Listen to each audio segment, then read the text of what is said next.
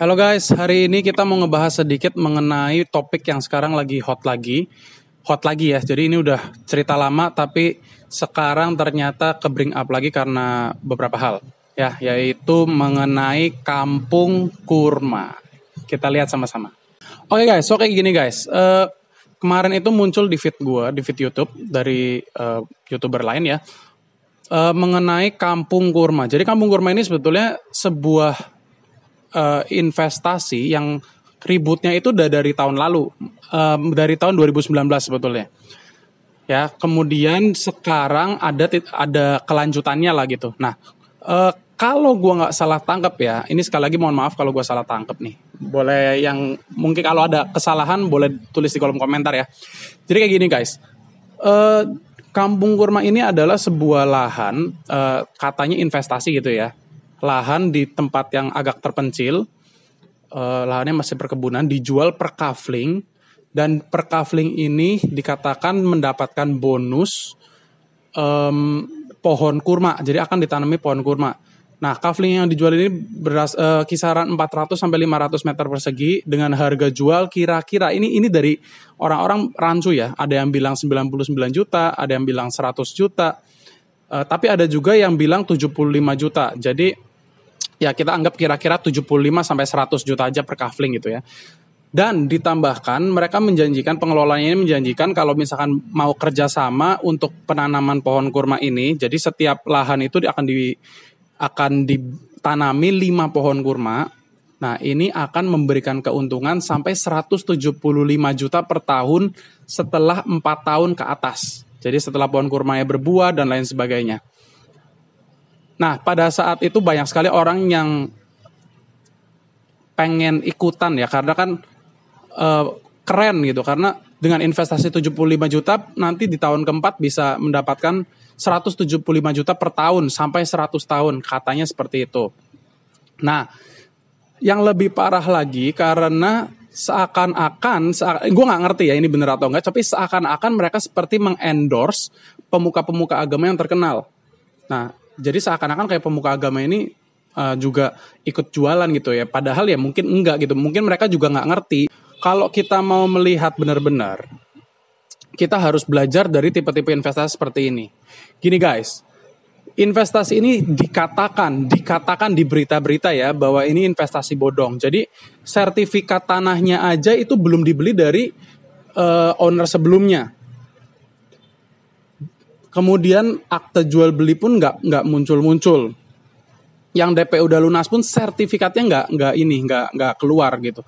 Nah, kalau kalian mau denger nih ya, ini kan cerita udah lama ya, maksudnya kejadian udah lama. Kalian nonton video-video yang sebelum-sebelumnya, contoh-contohnya video-video seperti ini ya. Kalian tonton, nah kalian coba pahami kesalahannya di mana. Karena kalau kita melihat, ini ada kesalahan di sisi consumer juga, di sisi investornya juga, di mana mereka nggak mau ngecek, nggak mau lihat tempatnya langsung, nggak mau nanya data-datanya secara jelas gitu ya.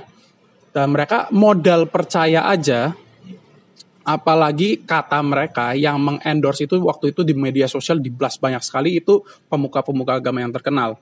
Nah, bagaimana sih menurut kalian gimana? Karena menurut gue kenapa di Indonesia banyak investasi-investasi yang seperti ini? Karena di Indonesia banyak konsumer yang gampang dibohongin. Make sense gak? Jadi meskipun kasus kali ini udah hampir selesai gitu ya, atau ya belum selesai sih, mungkin buat para investor belum selesai juga, karena akan terus berkelanjutan. Mereka mencoba untuk mendapatkan uangnya balik, tapi perusahaannya udah terlanjur pilot. Jadi ya udah hampir nggak ada solusi, hampir tidak ada solusi. Gue juga nggak ngerti tuh. Jadi harus tanya orang-orang yang benar-benar bekerja di bidang hukum gimana kelanjutannya. Tapi intinya adalah selama konsumernya juga gampang dibohongin, gampang percaya, ya kan, maka tipe-tipe investasi yang kurang baik pun yang tujuannya menipu dan lain sebagainya juga pasti akan bermunculan terus. Jadi kita harus hati-hati guys. Maka dari itu gue selalu ngomong juga di video gue bahwa kalian juga jangan mudah percaya sama apa yang gue omongin. Karena kalian juga harus mengecek sendiri kebenarannya. Apa yang gue omongin, apa yang YouTuber lain omongin tentang emas kah, tentang emas batangan kah, tentang perhiasan dan lain sebagainya, itu kalian juga harus ngecek sendiri.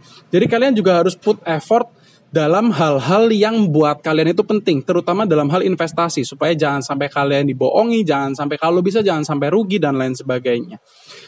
Nah, gimana sih dibandingkan dengan kalau misalkan para investor di Kampung Kurma itu, yaitu mereka invest di emas. Tahun 2019 itu Kimnya berada di angka kira-kira 600-an ya, 620-an, 610, 620. Jadi kalau misalkan mereka instead of mereka taruh uang mereka di Kampung Kurma yang katakanlah harganya 75 juta ya, mereka bisa mendapatkan 1,2 on. Kira-kira ya. Kalau mereka jual sekarang harganya 860-an. Which is kalau mau dibilang ya mereka untung 60% lebih. Gitu kan. Ada alasannya kenapa investor-investor dunia itu mengatakan emas sebagai safe haven. Emas itu harganya tidak akan rusak. Meskipun turun ya turun, naik ya naik. Tapi ya nggak bakal tiba-tiba nggak ada harganya, nggak mungkin guys. Jadi kenapa itu emas disebut sebagai safe haven? Dan kalau misalkan kalian pegang emas, ya kalian kan lihat fisiknya. Kalian pegang fisiknya, selama emas itu nggak hilang ya udah gitu kan. Maka dari itu kalau kalian nggak punya tempat penyimpanan ya monggo sewa SDB kah atau beli brankas kecil kah supaya emas kalian itu juga menjadi investasi yang benar-benar aman. So segitu dulu guys video gue hari ini. Thank you buat yang udah dengerin. Tolong tonton video-video sebelumnya supaya kita sama-sama belajar karena gue nggak mungkin buka semua faktanya di sini. Ya, jadi buat kalian tolong tonton video-video mengenai Kampung Kurma supaya kalian mengerti skemanya seperti apa, cara penyajiannya mereka seperti apa yang membuat mereka berhasil dan kira-kira kalau kalian mendapatkan atau ditawari investasi seperti itu, apa yang akan kalian lakukan. Segitu dulu guys, and see you di video selanjutnya. Bye-bye.